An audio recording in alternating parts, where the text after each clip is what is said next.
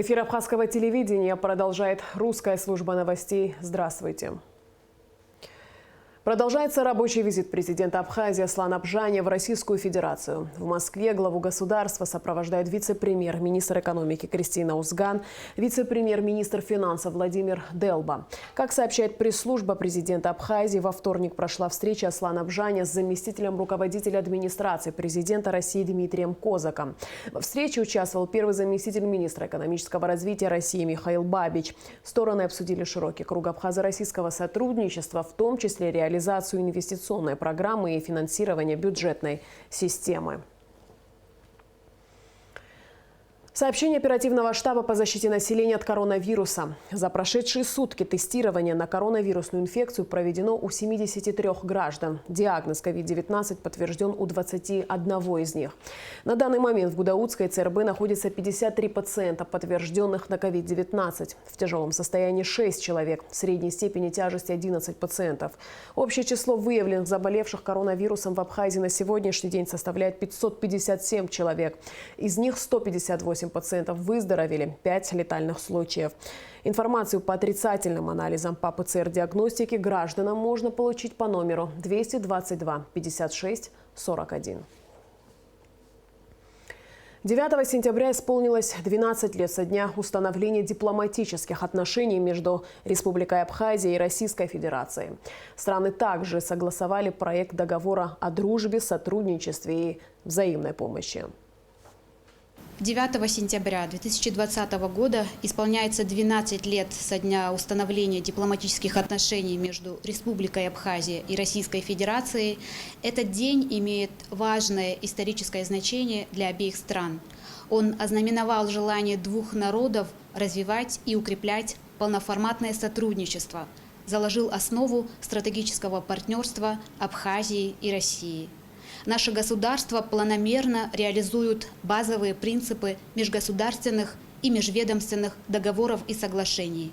Ведется активный политический диалог. За эти годы был осуществлен целый комплекс совместных проектов в экономике, гуманитарной и других сферах.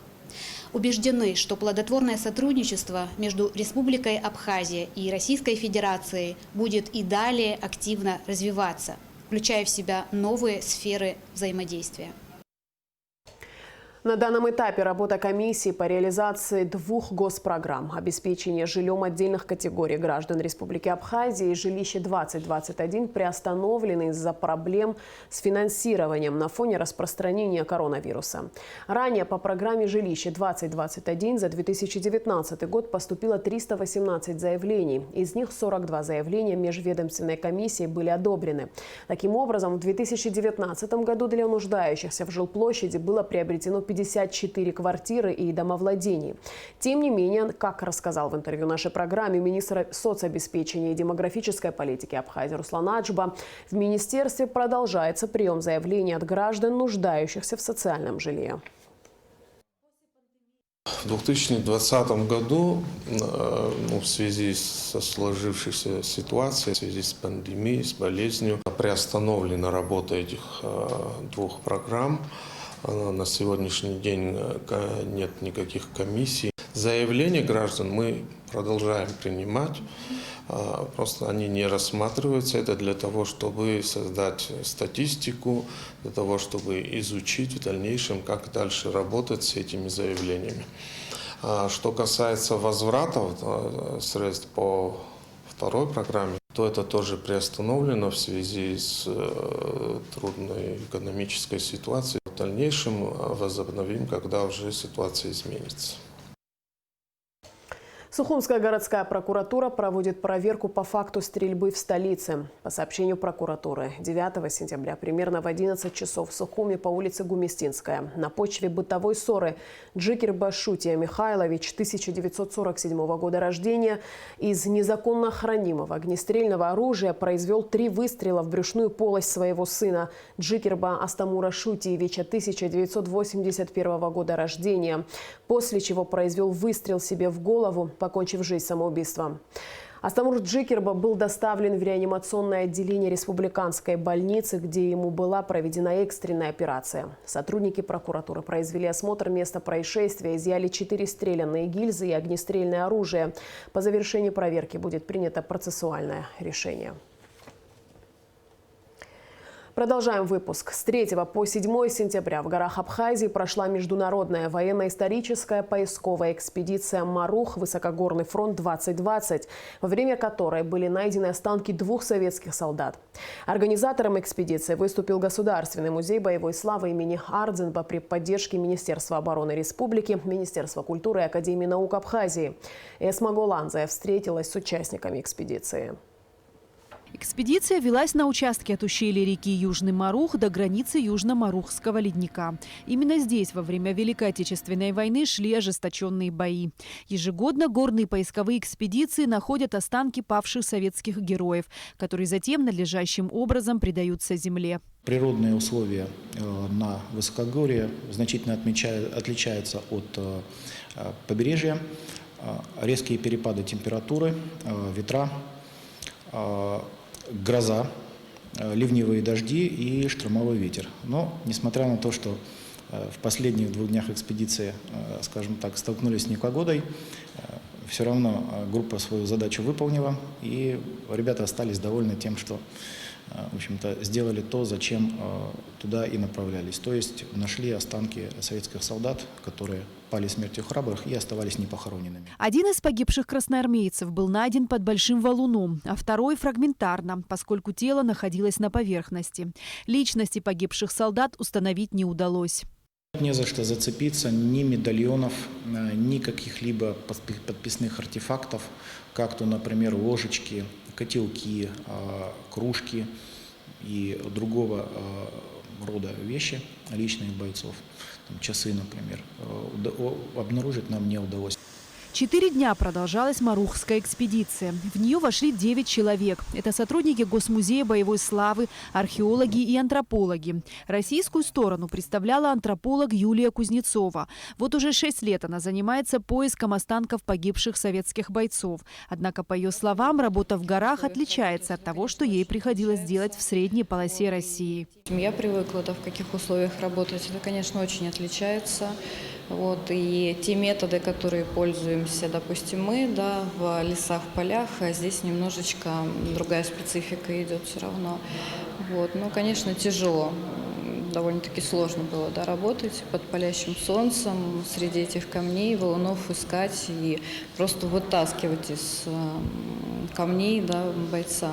За тем, что мы ездили, цель, мы ее достигли, и все участники экспедиции довольно-таки счастливы были от того, что в действительности не зря мы потратили силы, энергию. Подобные экспедиции проводятся с 2012 года. В прошлом году были найдены останки 10 советских солдат, в 2017-м – 33. По словам Николая Медвенского, в ближайшее время найденных солдат планируют предать земле со всеми воинскими почестями. Эсма Голанзе, Инала Гухава, Абхазское телевидение. Министр по чрезвычайным ситуациям Абхазии Лев Квициня провел совещание по вопросу пожарного надзора за объектами республики. В частности, глава МЧС потребовал ужесточить контроль и проверку объектов как государственной формы собственности, так и частной. Подробности в материале спасательного ведомства страны. Глава МЧС Лев Квициня провел рабочее совещание с участием центрального аппарата ведомства и руководителями подразделений, обеспечивающие пожарный надзор за объектами республики. Министр потребовал ужесточить контроль и проверку объектов как государственной формы собственности, так и частной. В последние полгода, по словам Квициня, была взята пауза в связи с пандемией коронавируса. Теперь же, подчеркнул он, необходимо возобновить работу в усиленном режиме. Как известно, после открытия абхазо-российской государственной границы ситуация в республике изменилась, оживилась курортная сфера, открылись учебные и развлекательные учреждения. Квициня попросил руководителей соответствующих подразделений подготовить в кратчайшие сроки отчет об общей обстановке по пожарной безопасности на объектах. Особое внимание он потребовал уделить объектам образования, детским садам, школам и школам-интернатам, объектам здравоохранения, а также объектам режимного характера, госдачам республики. Начальник управления государственного пожарного надзора МЧС Абхазии Ираклий Илбакиев сказал в ходе совещания, совещания, что после снятия карантина плановые работы были продолжены. На данный момент подготавливается статистика по пожарам и возгораниям, материальным ущербам, а также какие пункты, отмеченные в предписаниях и врученные руководителям объектов, выполняются или не выполняются. Елбакиев подчеркнул, что не выполняются многие предписания. Причины озвучиваются разные, в том числе ссылаются и на пандемию коронавируса, и на нехватку финансовых средств. В свою очередь, министр по чрезвычайным ситуациям Лев Квицини подчеркнул, что никакого снисхождения к кому-либо не должно быть. С отчетами о работе объектов в министерстве и ведомств будут ознакомлены их руководители для того, чтобы ими были предприняты все меры по обеспечению пожарной безопасности. Министерство культуры Абхазии совместно с Международным фондом культуры Фазилия Искандера проведут в Сухуми с 7 по 9 октября 6-й международный фестиваль культуры Фазилия Искандера «Стоянка человека». Шазина Ханагу расскажет о том, какие мероприятия организованы на этот раз в рамках фестиваля. Программа фестиваля очень насыщена. В этом году открытие состоится в Государственном русском театре драмы имени Фазилия Искандера с премьеры художественного фильма режиссера Аслана Галазова «Детство Чика» по произведению писателя. По традиции последних нескольких лет он открывался в Русском театре имени Искандера. И в этом году это не исключение. И откроется он, пожалуй, главным событием фестивальных дней.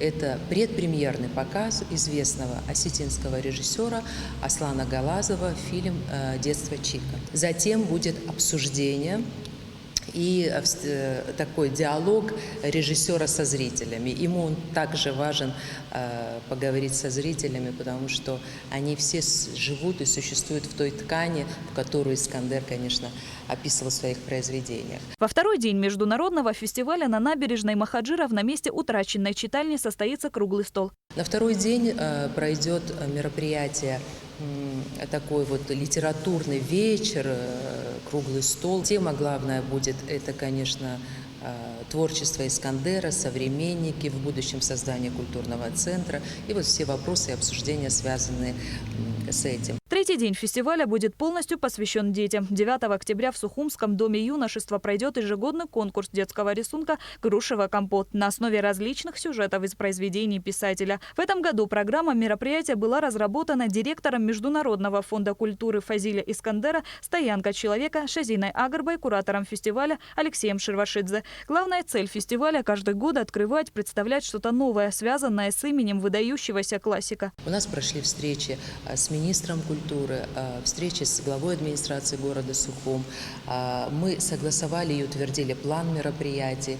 Они дали поддержку тем мероприятиям, которые будут проходить в рамках фестиваля. Жизнелюбие, которое есть в литературе Искандера, в его творчестве, оно, несомненно, благотворно, мы очень надеемся, повлияет на настроение, на такой вот общий климат, да, и пусть это будет не самый большой, самый масштабный фестиваль, но уверена, его мероприятия, как и в прошлые годы, будут важной точкой в культурной жизни. Как отмечают организаторы, фестиваль «Стоянка человека» является неким мостом, соединяющим поклонников и почитателей творчества выдающегося писателя с главным местом действия его произведений Абхазии, родиной Фазилия Искандера. Шазина Ханагу, Алексей Баструков, Абхазское телевидение.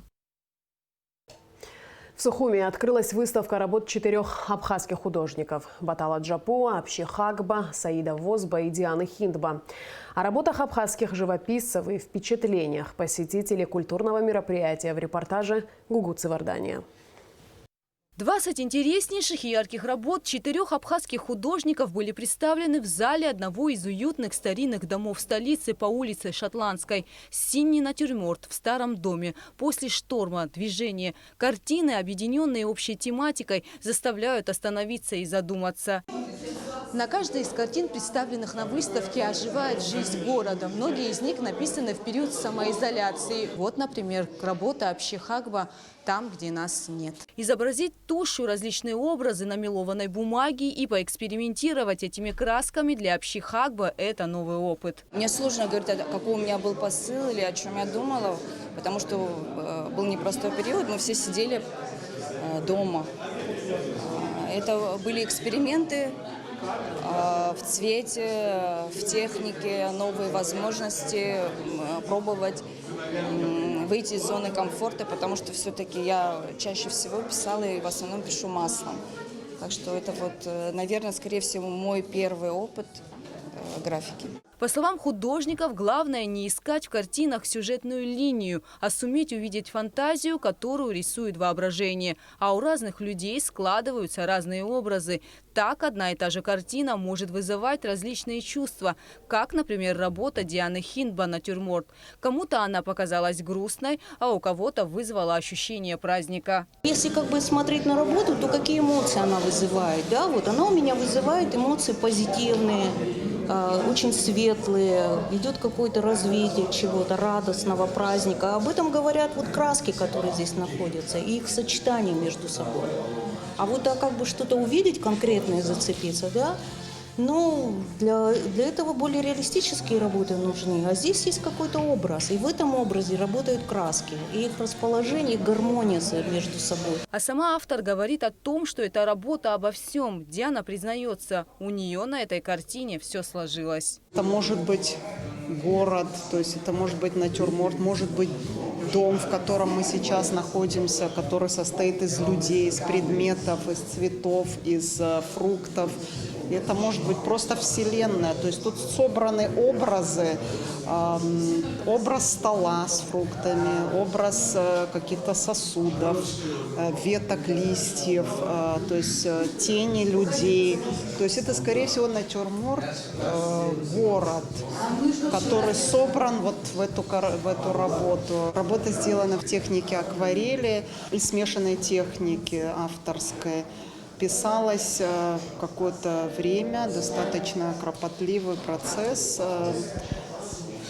Но я решила ее выставить, потому что она как-то сложилась для меня. Картины о старом и новом Сухуме художников Батала Джапо и Саида Возба приковали взгляды гостей. Символично, что выставка о жизни города проводится действительно в одном из старинных кирпичных домов, который стал частью истории столицы. Не первый раз посещаю выставки непосредственно данных авторов, очень нравится. Плюс еще, знаете, символично весьма то, что они выбирают интересные места. Вот в качестве объекта выбран был тоже дом интересный, который на улочках старого Сухума. И тем самым нравится, что сквозь призму их работ еще плюс происходит популяризация вот так называемого старого города. По словам гостей выставки, все картины очень вдохновляющие и живые. Посетители отметили для себя работы художников, которые близки им по духу. Все работы, на мой взгляд, очень вдохновляющие, но хотелось бы отметить, для себя я отметила работу Батала Джапо, и мне нравится смотреть на наш Сухум глазами Батала Джапо.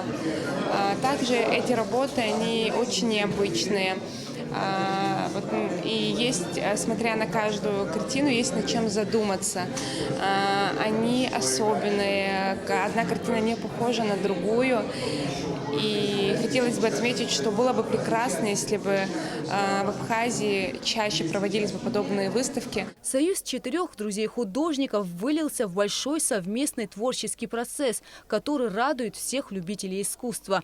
Это не первая совместная выставка Батала Джапо, Абшихагба, Дианы Хиндба и Саида Возба. Подобное мероприятие было ранее и в Центральном выставочном зале. Художественная выставка о жизни города продлится 2 дня. Гугут Савардания, Михаил Буратухин, Абхазское телевидение.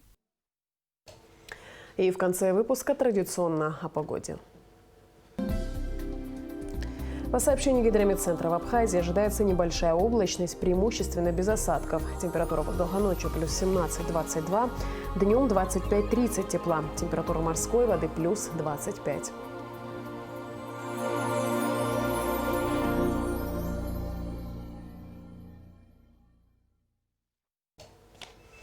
На этом наш выпуск завершен. Всего доброго и до встречи в эфире.